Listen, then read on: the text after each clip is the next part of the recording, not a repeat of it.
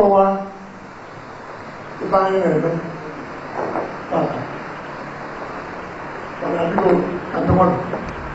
I want chapter in history, whether Chicago, whether Dallas. Whenever ndị Igbo nọ, I want to continue, I want to represent the board. I want to Lagos, when Abuja. Membership line open to only Igbo Abunadi selflessly and righteously committed towards defending, promoting Igbo interests above personal interest. Igbo interest above personal interest. And that is how we benefit. Overall, if I can not easily say you get the Igbo interest above personal interest. If I remember, I get the other for the Zobu, but I really commission on the buy of data about the buy of money. No, the answer. For the place one interest in people above self-interest.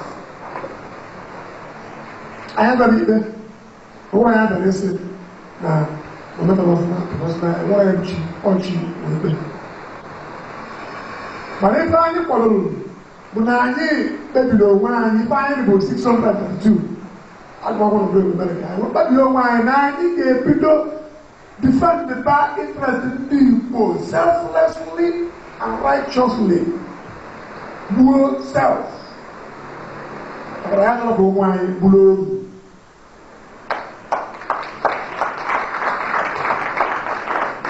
I had to go 29 years after I had it. That can be buying. Buying a woman does. The buying no Lagos, but they pure water, they kill, they open it. They have a handkerchief in the ghost story. What do you want to go? They can buy it, who's I don't know. The choice in there will be anywhere for 4 hours. Or after reason. They can buy it, one of the I don't want to live here. So I never got the Irolo, even now. And I got one who go on. Wherever women are doing, can I get to the data? Wherever, and if I get the control one again, I went decide there. Now, you get to wherever I get back, although I went to if I'm about Igbo youth movement, IYM. What I do to restore the dignity of the Igbo man. Can you now? I want to go.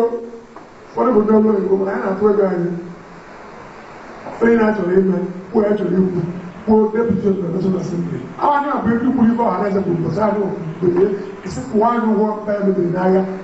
If I know but them my Igbo. I don't think that I want any idea, suggestion. That's why the cement in there and make a government. I know them out get to ourselves and I need we there. When I enter the we better look at that. But I don't go below. I told Nigeria, I'm not going to go. I get you. Then I jump, cut off mark 2 years only. And you also 120. I don't know the system of origin. What are you? Father, Western, I was there. I think the free country. Who want other people who are opposite our movement? One of the other, never kill yourself. Place here, interest of Nigerian society above self. I want to support the officers who never over 2 days ago. Or who never know better. But if they go, what I have sacrifice. If I remember now, I actually know where they are. I want to do a continue with it. The one if they are going there, I had a look at what I had a pocket of people. I need them. Can they buy you also because of the careful? And what a wicked place, simplest of Igbo. I will 2 choices. It's either I want to do is what they will go on the world.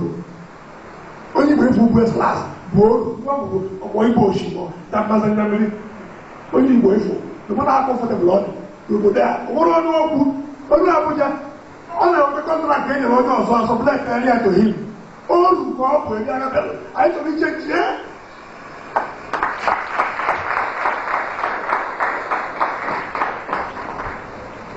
Lucy, I ife akwado oge gbanwara anyị bụrụ ndị anyị na George bụrụ ndị anyị na-aba rụtara ọfụma anyị na-aga today for words of advice and wisdom. Ọ bụ oge a nọ ebe a bụ onye na-abụ anyị nwee oriri anyị agbụgbụ ọdụ anyị ọdụ ndị isi anyị na-agwafa ekwere ife ụzọ ka anyị mee gwa anyị na-ajọ ọdụ igbo olu igbo anyị abụghị olu ibe anyị na-agbapụghị milenium igbo anyị abụghị olu